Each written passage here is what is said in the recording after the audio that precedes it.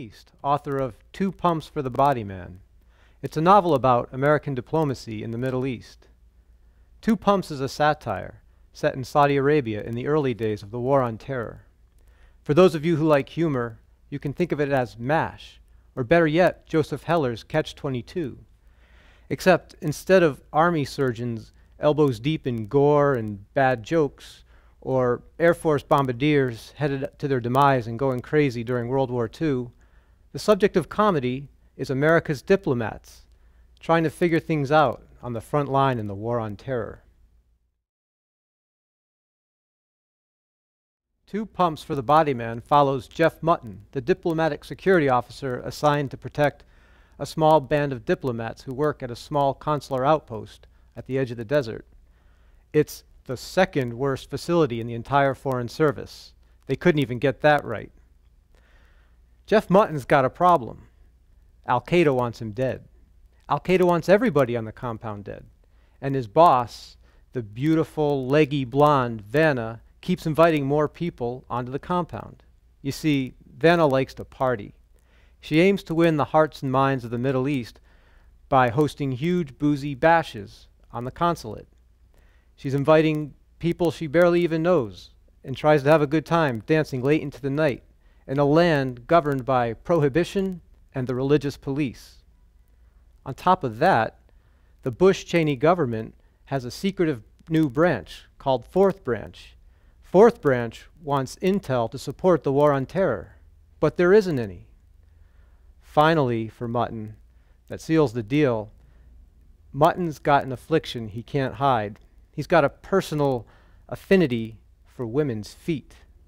Strappy shoes, peaked toes, heels, doesn't matter, Mutton likes them.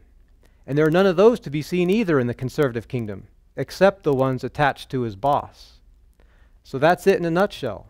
Those are the problems for Jeff Mutton that lead to an attack on the consulate, leaving employees dead and 1 officer in hot water.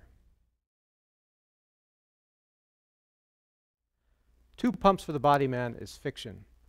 All of the characters and events are a product of my imagination, although my career does inform one incident that takes place in the book.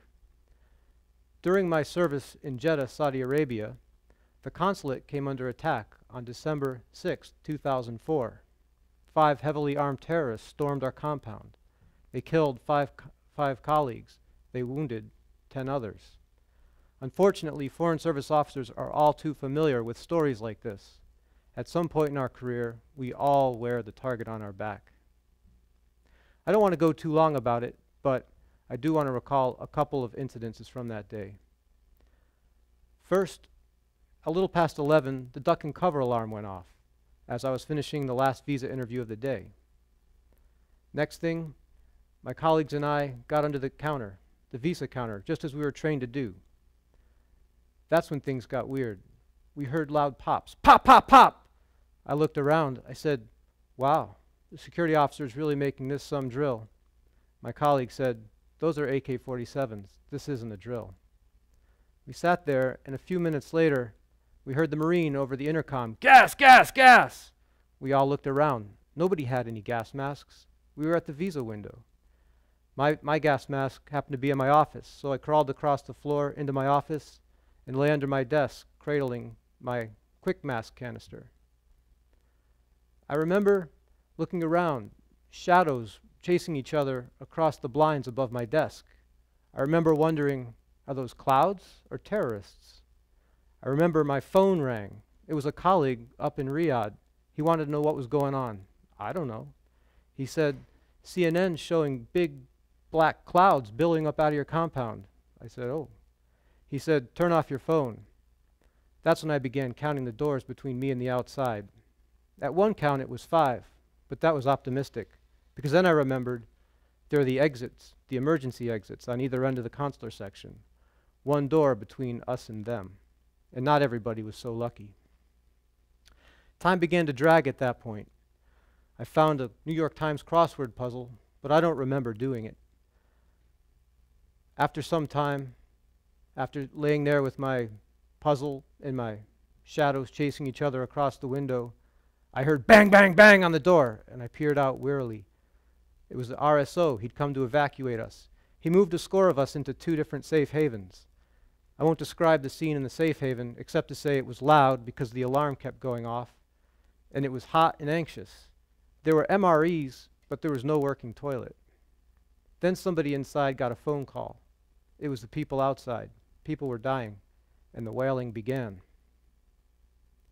When we finally got the all clear, leaving the safe haven was like entering a time warp. The building we'd been in had changed for the worse. It had been desecrated beyond repair. We were in for a long night. I dedicated 2 pumps for the body man to 5 friends: Imad, Bashir, Romeo, Ali bin Talib, Jafar Sadiq, the Sri Lankan security guard who tried to defend us. They didn't make it.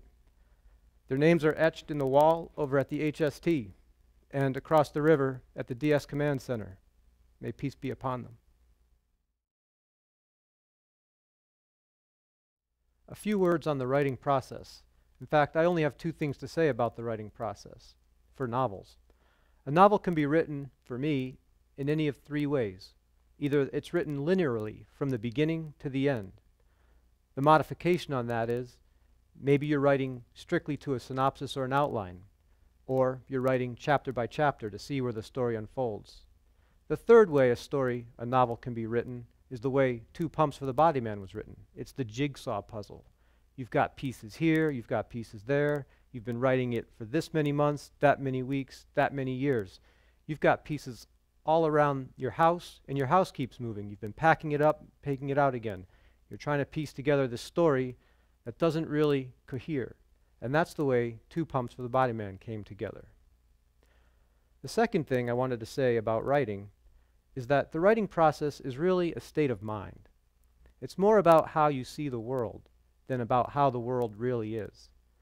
When you're interacting, when you're dealing with reality, does that reality belong to itself and to the world around it, or does it belong to you in the attic where you revisit it at night? And I use that word attic literally and metaphorically. It's the attic upstairs, and it's the attic where you sit down. I want to thank the American Foreign Service Association for this opportunity. AFSA does a lot of hard work to promote the efforts of Foreign Service affiliated writers.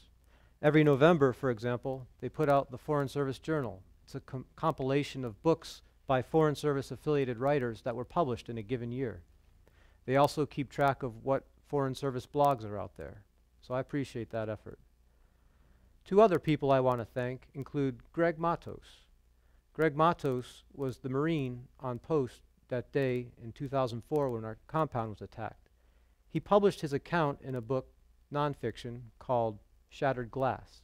It's the story of that day, but it's also the story of how a young man grows up desiring to serve his country in the Marines and fulfills that desire, protecting Americans along the way.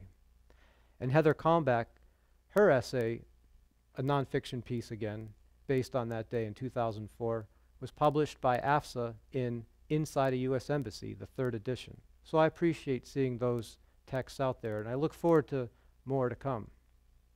Finally, I should thank my colleagues who are with me in Jeddah, both years, all my colleagues, local staff, Americans, contractors. If it wasn't for the camaraderie, that would have been one tough tour I'd like to forget.